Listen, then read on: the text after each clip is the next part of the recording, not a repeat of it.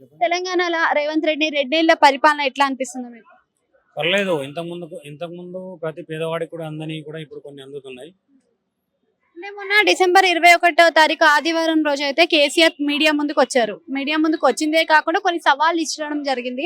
Main చూసుకుంటే 2 మాటలు మాట్లాడారు. ఒకటి వచ్చేసి ఇవాళ నుంచి ఒక లెక్క, రేపటి నుంచి మరొక లెక్క ఉంటది అన్నారు. తోలు తీసి మరి నిలదీస్తాము, 2 ఏళ్ల సమయం ముగిసిపోయింది అన్నారు. మరి అసెంబ్లీకి వస్తేనేమో 6 నిమిషాలు మాత్రమే ఉండి వెళ్ళిపోవడం కూడా జరిగింది. మరి ఏమంటారు? దానిపైన మీ అభిప్రాయం? ఇప్పుడు ప్రతిపక్షంలో అడిగేటందుకు రండి, ముందుకు రండి అన్న కూడా వస్తలేరు కదా. వచ్చినా కూడా ఆగట్లేదు, మాట్లాడట్లేదు. మరి తప్పు ఎవరిది అనేది తెలిసిపోతుంది కదా.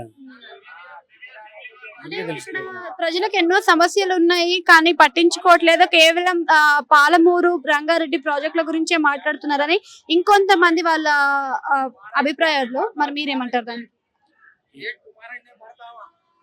పాలమూరు రంగారెడ్డి అని అంటే ఉన్నాయి, ప్రాబ్లమ్స్ ఉన్నాయి.